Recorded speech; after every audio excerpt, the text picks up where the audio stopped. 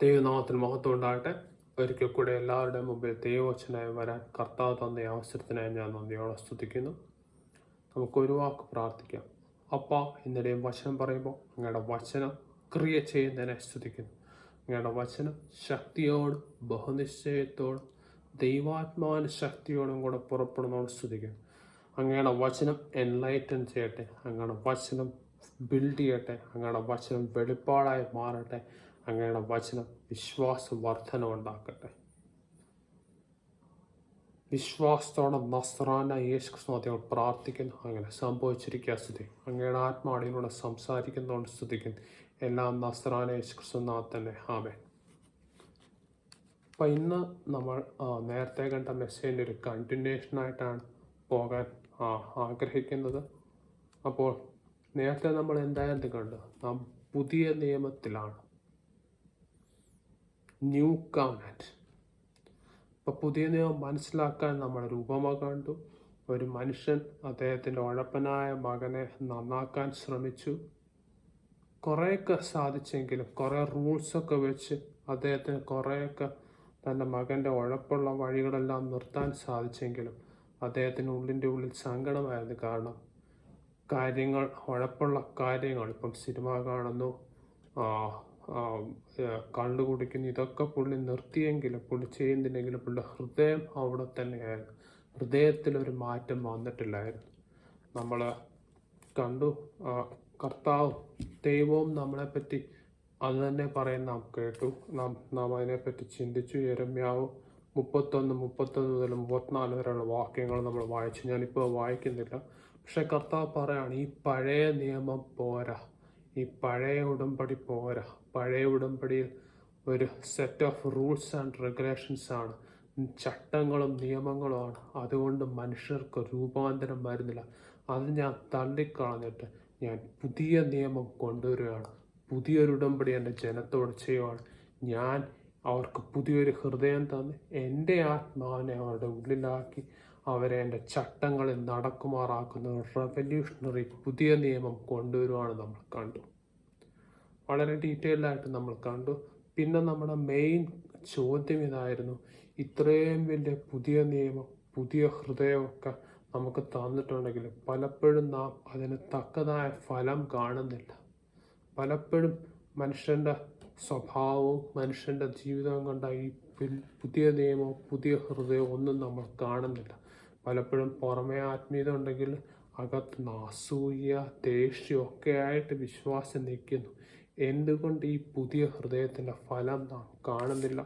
അതായിരുന്നു നമ്മുടെ ചോദ്യം. നാം മെയിനായിട്ട് കണ്ട ഒരു കാര്യമാണ്, കർത്താവ് നമുക്ക് ഈ പുതിയ ഹൃദയവും കർത്താവിൻ്റെ ആത്മാവിനെ ഉള്ളാക്കി ചട്ടങ്ങളെ നടക്കുമാറാക്കുന്ന ഇത്ര വലിയ പുതിയ നിയമം തന്നിട്ടുണ്ടെങ്കിൽ പോലും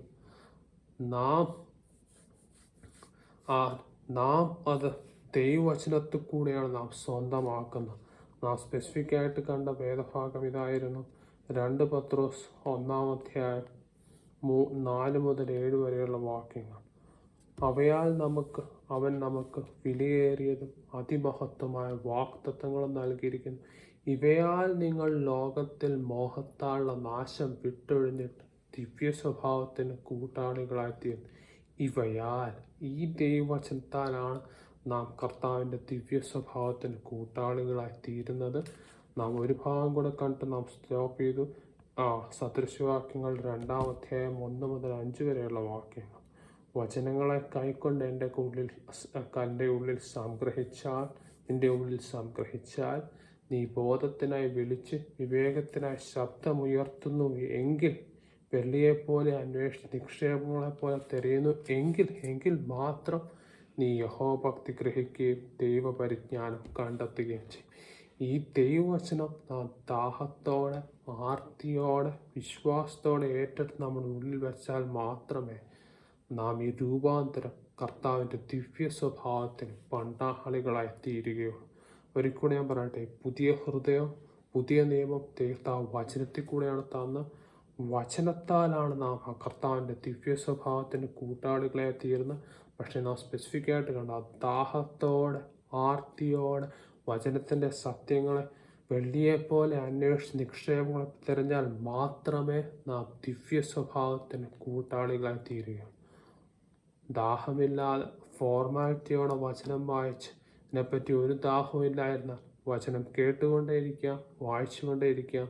കർത്താവ് നമുക്ക് തന്നേക്കുന്ന പുതിയ ഹൃദയത്തിൽ നാം പങ്കാളികളാകണമെന്നില്ല. ഒരിക്കലും ഞാൻ പറയട്ടെ, ദാഹമില്ലാതെ ഫോർമാലിറ്റിയോടെ വചനം വായിച്ച് കേട്ടിരുന്നാൽ നാം അത് ചെയ്തുകൊണ്ടേയിരിക്കാം, പക്ഷേ നാം കർത്താവിൻ്റെ ദിവ്യ സ്വഭാവത്തിൽ പങ്കാളികളാകണമെന്നില്ല. ഇത്രയും നമ്മൾ കഴിഞ്ഞ പ്രാവശ്യം കണ്ടു.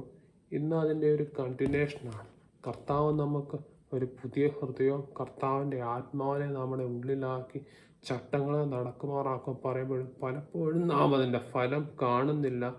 എന്തുകൊണ്ട്? നാം ഒരു റീസൺ നമ്മൾ കണ്ടു. വചനത്താലാണ് മനുഷ്യൻ ദിവ്യ സ്വഭാവത്തിന് കൂട്ടാളികളെ തീർന്നു. ദാഹത്തോടെ ആർത്തിയോടെ വചനം അന്വേഷിച്ചാൽ മാത്രമേ നാം അതിന് പങ്കാളികളെ തീരുകയുള്ളൂ. ദാഹമില്ല ഫോർമാലിറ്റിയോടെ അത് ചെയ്താൽ നാം കർത്താവിൻ്റെ നമുക്ക് തന്നേക്ക് പുതിയ ഹൃദയം നാം അവകാശമാക്കണമെന്നില്ല. ഇനി അതിനോട് ബന്ധപ്പെട്ട് അടുത്തൊരു കാരണം നമുക്ക് എക്സ്പ്ലോർ ചെയ്യാം. നമുക്കൊരു ഭാഗം വായിക്കാം. യാക്കോബിൻ്റെ ലേഖനം 1-ാം അധ്യായം 21-ാം വാക്യം. ആകയാൽ എല്ലാ അഴുക്കും ദുഷ്ടതയുടെ ആധിക്യവും വിട്ട് നിങ്ങളുടെ ആത്മാക്കളെ രക്ഷിപ്പാൻ ശക്തിയുള്ളതും ഉൾനട്ടതുമായ വചനം സൗമ്യതയോടെ കൈക്കൊള്ളും.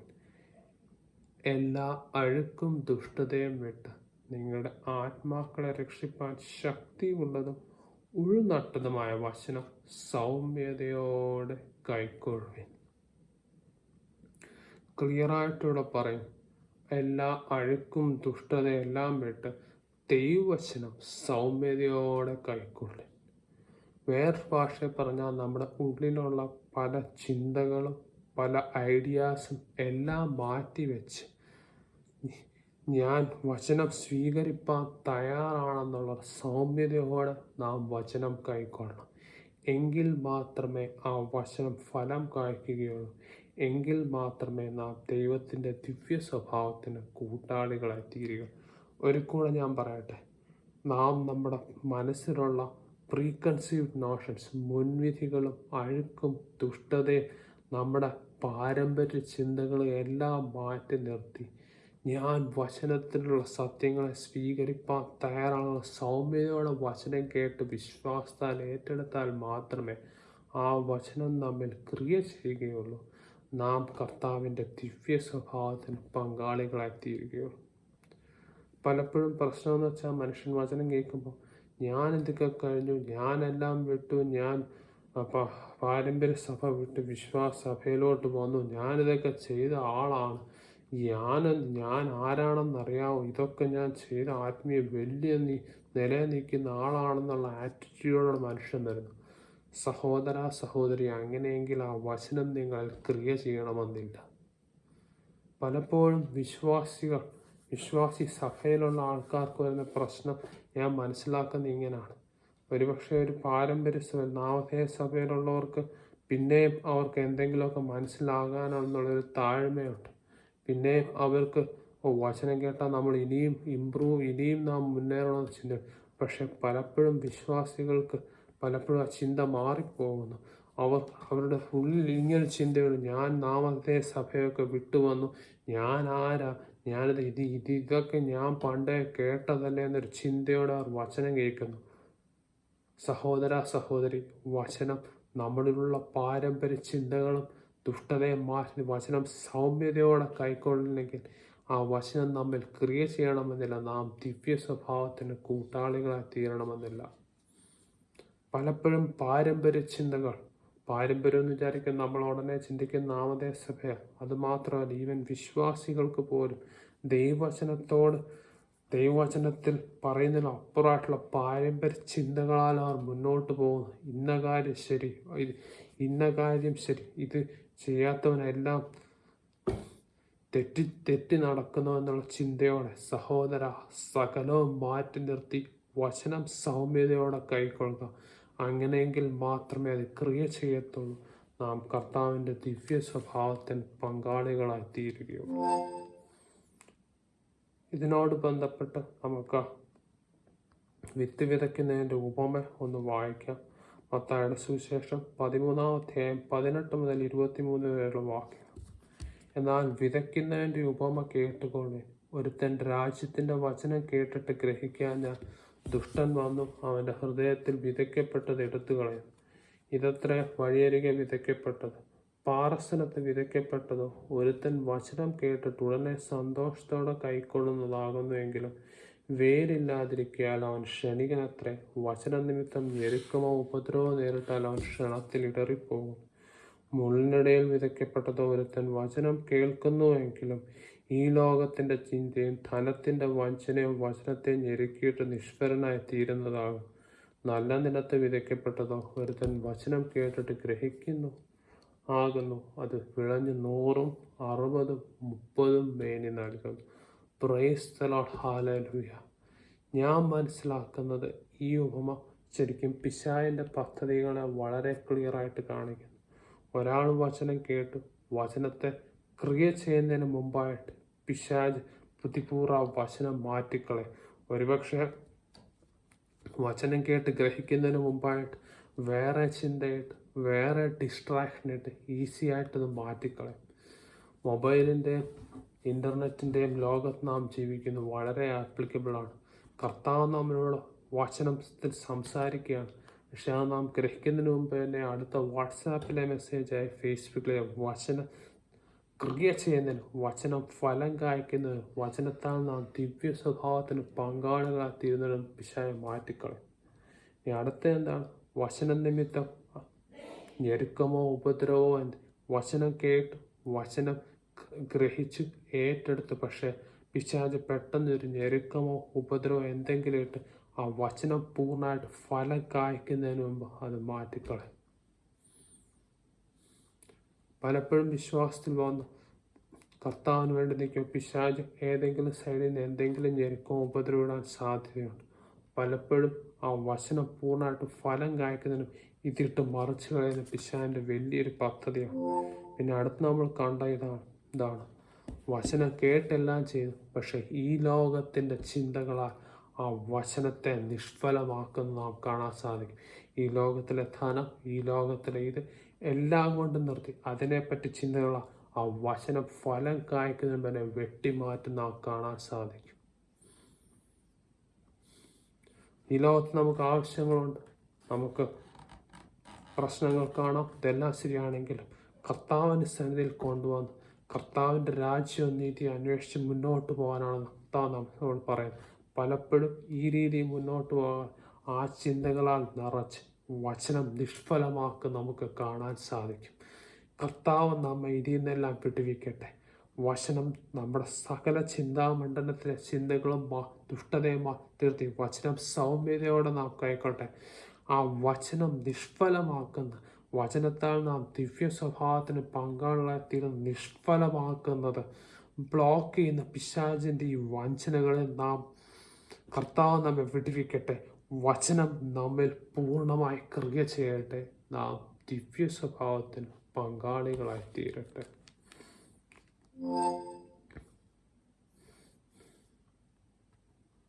അപ്പം എന്തൊക്കെ നമ്മൾ കണ്ടു? നാം മെയിനായിട്ട് ഈ മെസ്സേജ് ചിന്തിക്കുന്ന കർത്താവ് നമുക്ക് പുതിയ ഹൃദയം തന്നിട്ടുണ്ട്.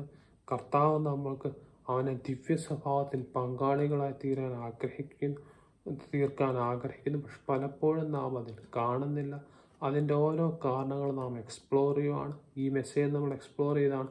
പലപ്പോഴും ദുഷ്ടതയും പാരമ്പര്യ ചിന്തകളും നാം മാറ്റി നിർത്തി വചനം സൗമ്യതയോടെ കൈക്കൊള്ളുന്നില്ല. ഇങ്ങനെ ചെയ്താൽ മാത്രമേ ക്രിയ ചെയ്ത് നാം ദിവ്യ സ്വഭാവത്തിന് കൂട്ടാളികളായി തീരുകയുള്ളൂ. വിതയ്ക്കുന്നതിൻ്റെ ഉപമ നാം കണ്ടു. പിശാചിൻ്റെ പദ്ധതികൾ നാം കണ്ടു. വചനം വിശ്വസിച്ച് ഏറ്റെടുക്കുമ്പോൾ പിശാച് പലപ്പോഴും മറിച്ച് കളയുന്നു. ഈ ലോകത്തിൻ്റെ ചിന്തകളാലോ ഞെരുക്കമോ ഉപദ്രവമോ മാറ്റി വചനം പൂർണ്ണമായിട്ട് ഫലം കായ്ക്കുന്നതിനെ ക്യാൻസൽ ചെയ്യുന്ന നാം കാണാൻ സാധിക്കും. ഇനിയുമുള്ള കാരണങ്ങൾ എന്തൊക്കെയാണ്? എന്തുകൊണ്ടാണ് ഈ വചനം നമ്മൾ പൂർണ്ണമായി ക്രിയ ചെയ്യാത്തത്? എന്തുകൊണ്ടാണ് നാം പലപ്പോഴും കർത്താവിൻ്റെ ദിവ്യ സ്വഭാവത്തിന് കൂട്ടാളികളായ കാരണങ്ങൾ എന്തൊക്കെയാണ് നമുക്ക് നോക്കാം. എബ്രായർക്ക് എഴുതിയ ലേഖനം 5-ാം അധ്യായം 12 മുതൽ 14 വരെയുള്ള വാക്യം. കാലം നോക്കിയാൽ ഇപ്പോൾ ഉപദേഷ്ടാക്കന്മാരായിരിക്കേണ്ടുന്ന നിങ്ങൾക്ക് ദൈവത്തിൻ്റെ അരുളപ്പാടുകളുടെ ആദ്യ പാഠങ്ങളെ തന്നെ വീണ്ടും ഉപദേശിച്ചു തരുവാൻ ആവശ്യമായിരിക്കുന്നു. കട്ടിയായുള്ള ആഹാരം അല്ല, പാലത്രേ നിങ്ങൾക്ക് ആവശ്യമെന്ന് വന്നിരിക്കുന്നു. പാല് കുടിക്കുന്നവനെല്ലാം നീതിയുടെ വചനത്തിൽ പരിചയമില്ലാത്തവനത്രേ അവൻ ശിശുവല്ലോ. കട്ടിയായുള്ള ആഹാരം നന്മതിന്മകളെ തിരിച്ചറിയുവാൻ തഴക്കത്താൽ അഭ്യസിച്ച് ഇന്ദ്രിയങ്ങളുള്ളവരായി പ്രായം തികഞ്ഞവർക്കേ പറ്റുകയുള്ളൂ. പാല് കുടിക്കുന്നവനെല്ലാം നീതിയുടെ വചനത്തിൽ പരിചയമില്ലാത്തവനത്രേ അവൻ ശിശുവല്ലോ. ക്ലിയറായിട്ട് ഇവിടെ പറയുന്നു, എന്നും പാല് കുടിച്ചുകൊണ്ടിരുന്നാൽ, എന്നും ദൈവവചനത്തിൻ്റെ ബേസിക് ഡോക്ട്രിൻസിൽ തന്നെ ഇരുന്നാൽ നാം കർത്താവിൽ വളരണമെന്നില്ല. കർത്താവിൻ്റെ ദിവ്യ സ്വഭാവത്തിൽ പങ്കാളികളാണെന്നില്ല. പലപ്പോഴും വളരെ സങ്കടകരമായ അവസ്ഥ ഇതാണ്. പല സഭകളിലും ഇതാണ്.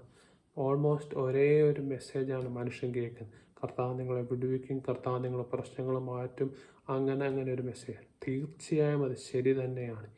എങ്കിലും ഒരു ചോദ്യമുണ്ട്, എന്നും അവിടെ പാല് തന്നെയാണോ നാം കുടിക്കുന്നത്? ദൈവവചനത്തിൽ വിശ്വാസത്തിൽ മുന്നേറുന്നത് എങ്ങനെ? കർത്താവിൻ്റെ മുഖത്തോട്ട് മാത്രം നോക്കി കർത്താവിൻ്റെ ഹിതം ഈ ലോകത്തിൽ പൂർണ്ണമായി നിവർത്തിക്കുന്നത് എങ്ങനെ? കർത്താവിൻ്റെ കൃപാവരങ്ങൾ എങ്ങനെ ജ്വലിപ്പിക്കണം? ഇങ്ങനെയുള്ള കട്ടിയായുള്ള ആഹാരം പലപ്പോഴും നാം പല സഭകളും കേൾക്കുന്നില്ല. വളരെ സങ്കടകരമായ ഒരവസ്ഥയാണ്. എന്നും പാല് മാത്രം കുടിച്ചുകൊണ്ടിരിക്കും.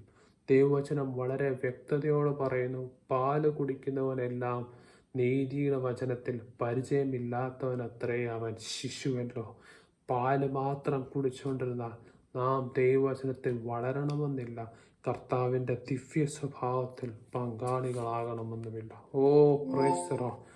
പാല് കുടിക്കുന്നവനെല്ലാം നീതിയുടെ വചനത്തിൽ പരിചയമില്ലാത്തവനത്രേ അവൻ ശിശുവല്ലോ. Praise the lord. ഹല്ലേലൂയ. നമുക്ക് പാല് മാത്രം മാറ്റി നിർത്തി കട്ടിയായുള്ള ആഹാരത്തിലോട്ട് മാറാം. ഇങ്ങനെ കർത്താവിൻ്റെ ഹിതം കൂടുതൽ മനസ്സിലാക്കാം. കർത്താവിൻ്റെ ഹിതം ഈ ഭൂമിയിൽ നിവർത്തിക്കുന്നതിനെ പറ്റി കൂടുതൽ മനസ്സിലാക്കാം. ദൈവവചനത്തിൽ എങ്ങനെ മുന്നേറി വിശ്വാസത്തിൽ വളരാമെന്ന് ചിന്തിക്കാം. പാല് കുടിക്കുന്നവനെല്ലാം നീതിയുടെ വചനത്തിൽ പരിചയമില്ലാത്തവനത്രേ അവൻ ശിശു. പാലിൽ നിന്ന് മാറി കട്ടിയായുള്ള ആഹാരത്തിലോട്ട് നമുക്ക് മാറാം. നമുക്ക് ഒരിക്കൽ ഒരു ക്വിക്ക് റീക്യാപ്പ് നടത്തിയിട്ട് അടുത്ത ഭാഗത്തോട്ട് പോകാം.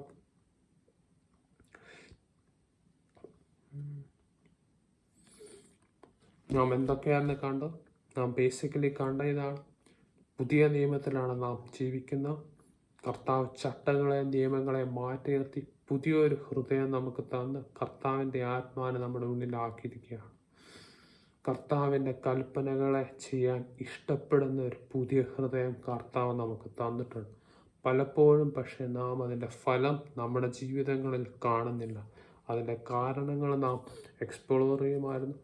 പുതിയ ഹൃദയം കർത്താവ് നമുക്ക് തന്നിട്ടുണ്ടെങ്കിൽ പോലും നാം കർത്താവിൻ്റെ വചനം വിശ്വസിച്ച് ഏറ്റെടുക്കുമ്പോഴാണ് നാം അത് അവകാശമാക്കുന്നത്. കർത്താവിൻ്റെ വചനത്താലാണ് നാം കർത്താവിൻ്റെ ദിവ്യ സ്വഭാവത്തിൽ പങ്കാളികളായിത്തീരും. നാം ആദ്യം കണ്ടു, ദൈവവചന ദാഹത്തോടെ ആർത്തിയോടെ അതിൻ്റെ സത്യങ്ങളെ വെള്ളിയെപ്പോലെ അന്വേഷിച്ച് നിക്ഷേപങ്ങളെപ്പോലെ തിരഞ്ഞാൽ മാത്രമേ അത് നമ്മൾ ക്രിയ ചെയ്ത് നാം കർത്താവിൻ്റെ ദിവ്യ സ്വഭാവത്തിൽ പങ്കാളികളായി തീരുക.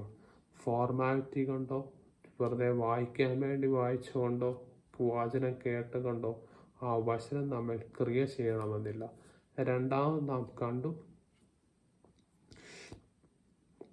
നമ്മുടെ ഉള്ളിലുള്ള സകല ദുഷ്ടതയും മുൻവിധികളും എല്ലാം മാറ്റി നിർത്തി സൗമ്യതയോടെ ഞാൻ ഏറ്റെടുക്കാൻ തയ്യാറുള്ള രീതിയിൽ സൗമ്യതയോടെ വചനം കൈക്കൊള്ളുമ്പോഴാണ് ആ വചനം നമ്മൾ ക്രിയ ചെയ്യുന്നത്.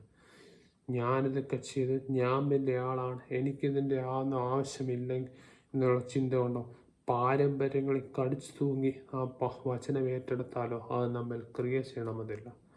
നാം വിതയ്ക്കുന്നതിൻ്റെ ഉപമ കണ്ടു, പിശാചിൻ്റെ പദ്ധതികൾ നാം കണ്ടു. വചനം കേൾക്കുമ്പോൾ ഒന്നുകിൽ ഒരു ഞെരുക്കമോ ഉപദ്രവമോ കൊണ്ടുവന്നോ, അല്ലോ ഈ ലോകത്തിൻ്റെ ധനത്തിൻ്റെ വഞ്ചനയെ കൊണ്ടുവന്നു ആ വചനം ക്രിയ ചെയ്യുന്നതിനെ ക്യാൻസൽ ചെയ്യുന്ന പിശാചിൻ്റെ പദ്ധതി നാം കണ്ടു. നാം പിന്നെ അവസാനം കണ്ട് എന്നും പാല് കുടിക്കുന്നവനെല്ലാം നീതിയുടെ വചനത്തിൽ പരിചയമില്ലാത്തവൻ അത്രയാവൻ ശിശുവല്ലോ. എന്നും പാല് മാത്രം, ബേസിക് ഡോക്ടറിൻസിൽ മാത്രം ഇരുന്നാൽ നാം കർത്താവിൽ വളരണമെന്നില്ല, കർത്താവിൻ്റെ ദിവ്യ സ്വഭാവത്തിൽ പങ്കാളികളാകണമെന്നില്ല. എങ്ങനെ വിശ്വാസത്തിൽ മുന്നേറാം, എങ്ങനെ കർത്താവിൻ്റെ ഹിതം മനസ്സിലാക്കാമെന്നുള്ള കട്ടിയായുള്ള ആഹാരം നമുക്ക് കഴിക്കാം, നമുക്ക് കർത്താവിൽ മുന്നേറാം. ഒരു കാര്യം കൂടെ നോക്കിയിട്ട് നമുക്ക് ക്ലോസ് ചെയ്യാം. ഇനിയും ദൈവവചനം നമ്മിൽ പൂർണ്ണമായ ഫലം കായ്ക്കാതിരിക്കേണ്ടതിന് കാരണം എന്തുണ്ട്? നമുക്കൊരു വചനം കൂടെ നോക്കാം. 2 കൊരിന്ത്യർ 3:14. എന്നാൽ അവരുടെ മനസ്സ് കഠിനപ്പെട്ടു പോയി. പഴയ നിയമം വായിക്കുമ്പോഴൊക്കെയും ആ മൂടുപടം നീങ്ങാതെ ഇന്നുവരെ ഇരിക്കുന്നുവല്ലോ, അത് ക്രിസ്തുവിൽ നീങ്ങിപ്പോകും. അവരുടെ മനസ്സ് കഠിനപ്പെട്ടു പോയി. Price the lord, hallelujah. അവരുടെ മനസ്സ് കഠിനപ്പെട്ടു പോയി. ഈ കോണ്ടെക്സ്റ്റിൽ ഇത് യഹൂദന്മാരെ പറ്റിയാണ് പറയുന്നത്. എന്താ അവിടെ സംഭവിച്ചത്? വചനം ജഡമായി തീർന്ന ക്രിസ്തു അവരുടെ മുമ്പിൽ വന്നിട്ട് പോലും ക്രിസ്തുവിനെ അവർക്ക് മനസ്സിലാക്കാൻ സാധിച്ചില്ല. എന്താണ് സംഭവിച്ചത്? അവർക്ക് വചനം അറിയാൻ മേലായിട്ടാണോ? അല്ല. വചനം നിരന്തരമായി കേട്ടിട്ടും വചനം ജഡമായി തീർന്ന ക്രിസ്തുവിനെ കണ്ടിട്ടും അവർ നിരന്തരമായി ആ വചനത്തെ റെസിസ്റ്റ് ചെയ്തുകൊണ്ടിരുന്നു, ക്രിസ്തുവിനെ റിജക്റ്റ് ചെയ്തുകൊണ്ടേ നിരന്തരമായി ചെയ്തപ്പോൾ അവരുടെ ഹൃദയം കഠിനപ്പെട്ടു പോയി. ഓ പ്രൈസ് ദി ലോർഡ്, ഹല്ലേലൂയ. ഒരിക്കലും ഞാൻ പറയട്ടെ, വചനം കേട്ടുകൊണ്ടേയിരുന്നു. വചനം ജഡമായി തീർന്ന് ക്രിസ്തുവിന്റെ മുമ്പിൽ വന്നിട്ട് പോലും റിജക്റ്റ് ചെയ്തുകൊണ്ടേയിരുന്നു. ഇങ്ങനെ കണ്ടിന്യൂസ് ആയിട്ട് ചെയ്തുകൊണ്ടിരുന്നപ്പോൾ, കണ്ടിന്യൂസ് ആയിട്ട് അവരുടെ പാരമ്പര്യ ചിന്തകളിൽ തൂങ്ങിക്കിടന്നപ്പോൾ അവരുടെ മനസ്സ് കഠിനപ്പെട്ടു പോയി. ഇപ്പം നമ്മുടെ ഉള്ളിൽ ഉണ്ടാകാവുന്ന നാച്ചുറൽ ചോദ്യം, ഇത് പരീക്ഷന്മാർക്കല്ലേ, ഞങ്ങൾ അങ്ങനെയൊന്നും അല്ലല്ലോ, നമ്മളൊക്കെ വിശ്വാസികളായിട്ട് നല്ലതായിട്ട് ജീവിക്കുന്നവരല്ലേ, ഹൃദയ കാഠിന്യമൊന്നും നമുക്ക് വരണമെന്നില്ലല്ലോ എന്നൊരു ചിന്ത നമുക്ക് വരാം. അതിനോട് ബന്ധപ്പെട്ട് ഒരു വാക്യം നമുക്ക് വായിക്കാം. മർക്കോസിൻ്റെ സുവിശേഷം 6:52. അവരുടെ ഹൃദയം കടുത്തിരുന്നത് കൊണ്ട് അപ്പത്തിൻ്റെ സംഗതി അവർ ഗ്രഹിച്ചില്ല. അവരുടെ ഹൃദയം കടുത്തിരുന്നത് കൊണ്ട് അപ്പത്തിൻ്റെ സംഗതി അവർ ഗ്രഹിച്ചില്ല. ഹൃദയം കടുത്തിരുന്നത്. ഇത് വേറെ ആരെ പറ്റിയല്ല, കർത്താവിൻ്റെ കൂടെ നടന്ന് അത്ഭുതങ്ങൾ കണ്ട ശിഷ്യന്മാരെ പറ്റിയാണ് പറയുന്നത്. ശിഷ്യന്മാർക്ക് ഇങ്ങനെ വരാമെങ്കിൽ നമുക്കും വന്നുകൂടാകുകയില്ല. നമ്മുടെ ഹൃദയം കഠിനപ്പെടാതിരിക്കട്ടെ. എന്തുകൊണ്ട് ഇത് സംഭവിച്ചു? ദൈവവചനം നിരന്തരമായി കേട്ടു, ദൈവവചനം പക്ഷെ കണ്ടിന്യൂസ് ആയിട്ട് അതിനെ റെസിസ്റ്റ് ചെയ്തു. പാരമ്പര്യ ചിന്തകളാകൊണ്ടോ പാരമ്പര്യത്തിൽ തൂങ്ങിക്കിടക്കുന്നുണ്ടോ ദൈവവചനത്തെ കണ്ടിന്യൂസ് ആയിട്ട് റെസിസ്റ്റ് ചെയ്യുമ്പോൾ നമ്മുടെ ഹൃദയം കഠിനപ്പെട്ടു പോകാൻ സാധ്യതയുണ്ട്. നമ്മിൽ ആർക്കും ആ സ്ഥിതി വരാതിരിക്കട്ടെ. Praise the lord, hallelujah. ഒരിക്കലും ഞാൻ പറയാം, ദൈവവചനം കണ്ടിന്യൂസ് ആയിട്ട് കേൾക്കുന്നു, പക്ഷെ അതിനോട് റെസിസ്റ്റ് ചെയ്യുന്നു, അതിനെ റിജക്റ്റ് ചെയ്ത് അതിനോട് റെസിസ്റ്റ് ചെയ്ത് നിൽക്കുന്നു. ഇങ്ങനെ നിരന്തരമായി നാം ചെയ്താൽ ഒരുപക്ഷെ നമ്മുടെ ഹൃദയം കഠിനപ്പെട്ടു പോകാൻ സാധ്യതയുണ്ട്. നമ്മിൽ ആർക്കും ആ ഒരു സ്ഥിതി വരാതിരിക്കട്ടെ. ഓ പ്രൈസിൽ എത്ര മനോഹരമായൊരു സത്യം, അല്ലെങ്കിൽ എത്ര ഭയാനകമായൊരു കാര്യം. ഇതിനോട് ബന്ധപ്പെട്ട് ഒരു പോർഷൻ കൂടെ വായിച്ച് നമുക്ക് ക്ലോസ് ചെയ്യാം. എബ്രായർക്ക് എഴുതിയ ലേഖനം 3:12-13 സഹോദരന്മാരെ, ജീവനുള്ള ദൈവത്തെ ത്യജിച്ച് കളയാതിരിക്കേണ്ടതിന് അവിശ്വാസമുള്ള ദുഷ്ടഹൃദയം നിങ്ങളിൽ ആർക്കും ഉണ്ടാകാതിരിക്കാൻ നോക്കുകയും നിങ്ങളാരും പാപത്തിൻ്റെ ചതിയാൽ കഠിനപ്പെടാതിരിക്കേണ്ടതിന് ഇന്ന് എന്ന് പറയുന്നിടത്തോളം നാൾ തോറും അന്യോന്യം പ്രബോധിച്ചുകൊണ്ട് നിങ്ങളാരും പാപത്തിൻ്റെ ചതിയാൽ കഠിനപ്പെടാതിരിക്കേണ്ടതിന് ഇന്ന് എന്ന് പറയുന്നിടത്തോളം നാൾ തോറും അന്യോന്യം പ്രബോധിപ്പിച്ചുകൊള്ളി. പാപത്തിൻ്റെ ചതിയാൽ, അവിശ്വാസത്തിൻ്റെ ചതിയാൽ നമ്മുടെ ഹൃദയം കഠിനപ്പെടാതിരിക്കട്ടെ. ദൈവവചനം നിരന്തരമായി കേട്ടുകൊണ്ടേ, പക്ഷെ അതിനെ റെസിസ്റ്റ് ചെയ്ത് അവിശ്വാസത പാരമ്പര്യത്തെ റെസിസ്റ്റ് ചെയ്ത് അങ്ങനെ ചെയ്തെങ്കിൽ ഒരുപക്ഷെ നമ്മുടെ ഹൃദയം കഠിനപ്പെട്ടു പോകാൻ സാധ്യതയുണ്ട്. നാം ഇനി ദൈവവചനം ഗ്രഹിക്കണമെന്നില്ല. ഓ പ്രൈസ് ദി ലോർഡ്, ഹല്ലേലൂയ. ഒരു കൂടെ ഞാൻ പറയട്ടെ, ദൈവവചനം നിരന്തരമായി കേട്ടുകൊണ്ടിരുന്നു, പക്ഷെ അതിനെ കണ്ടിന്യൂസ് ആയിട്ട് റെസിസ്റ്റ് ചെയ്ത് അവിശ്വാസം കൊണ്ടോ പാരമ്പര്യത്തിൽ കടിച്ചു തൂങ്ങിയാണ് അതിനെ കണ്ടിന്യൂസ് ആയിട്ട് റെസിസ്റ്റ് ചെയ്താൽ നാം ഇനി ദൈവവചനത്തിൻ്റെ സത്യങ്ങൾ ഗ്രഹിക്കണമെന്നില്ല. നമ്മുടെ ഹൃദയം കഠിനപ്പെട്ടു പോകാൻ സാധ്യതയുണ്ട്. നമ്മിലാർക്കും ആ ഒരു സ്ഥിതി വരാതിരിക്കട്ടെ. നമ്മുടെ ഹൃദയം കഠിനപ്പെടാതിരിക്കട്ടെ. ഇന്ന് എന്ന ദിവസം ദൈവവചനത്തോട് നമുക്ക് യെസ് പറയാം. വചനം പൂർണ്ണമായി ദാഹത്തോടെ വിശ്വാസത്തോടെ ഏറ്റെടുക്കാം. കട്ടിയായുള്ള ആഹാരത്തിലോട്ട് മാറാം. നമ്മുടെ ഹൃദയം കഠിനപ്പെടാതിരിക്കട്ടെ. നമുക്കൊരു വാക്ക് പ്രാർത്ഥിക്കാം. അപ്പായ നല്ല സമയത്തിനെ സ്തുതിക്കുന്നു. പലപ്പോഴും വചനം നാം കേൾക്കുമ്പോഴും വചനം നമ്മിൽ ക്രിയ ചെയ്യുന്നില്ല. പലപ്പോഴും നമുക്ക് ദാഹമില്ല. പലപ്പോഴും പാലിൽ തന്നെ ഞങ്ങൾ ഇരിക്കുന്നു. പലപ്പോഴും മറ്റ് ചിന്തകളാൽ പിശാചിനെ മറച്ചു കളയുന്നു. പലപ്പോഴും വചനം കേട്ടുകൊണ്ടേ അതിനോട് റെസിസ്റ്റ് ചെയ്ത് നമ്മുടെ ഹൃദയം കഠിനപ്പെട്ടു പോയി. ഞങ്ങളോട് കരുണയുണ്ടാകുമാറാണെ പ്രാർത്ഥിക്കുന്നു. അങ്ങയുടെ വചനം ഞങ്ങൾ ക്രിയ ചെയ്യുമാറാണെ പ്രാർത്ഥിക്കുന്നു. വചനം നമ്മിൽ ക്രിയ ചെയ്യട്ടെ. നമ്മെ ദിവ്യ സ്വഭാവത്തിന് പങ്കാളികളായി തീരട്ടെ. അങ്ങയുടെ ഹിതം ഈ ലോകത്തിൽ പൂർണ്ണമായിട്ട് നിവർത്തിക്കട്ടെ. അങ്ങയുടെ ഹിതം ഈ ലോകത്തിൽ പൂർണ്ണമായിട്ട് നിവർത്തിക്കട്ടെ. അങ്ങയുടെ വചനം ക്രിയ ചെയ്യാതിരിക്കുന്ന ബ്ലോക്ക് എന്താണെന്ന് ദൈവാത്മാനങ്ങൾ മനസ്സിലാക്കി തരുമാറാണ് പ്രാർത്ഥിക്കുക. ഒരിക്കലും അങ്ങയുടെ വചനത്തോട് റെസിസ്റ്റ് ചെയ്ത് ഞങ്ങളുടെ ഹൃദയം കഠിനപ്പെടാതിരിക്കട്ടെ. അങ്ങനത്തെ ആത്മാ ഞങ്ങളുടെ ഉള്ളിൽ പ്രവർത്തിക്കട്ടെ. അങ്ങനെ ആത്മാ ഞങ്ങളോട് സംസാരിക്കട്ടെ. വചനം പറയാണ് അടിയനെ സഹായിച്ചതിനെ നന്ദിയോടെ സ്തുതിക്കുന്നു. എല്ലാം നസ്രാനെ യേശു ക്രിസ്തുവിൻ നാമത്തിൽ തന്നെ. ആമേൻ. Thank you. God bless you.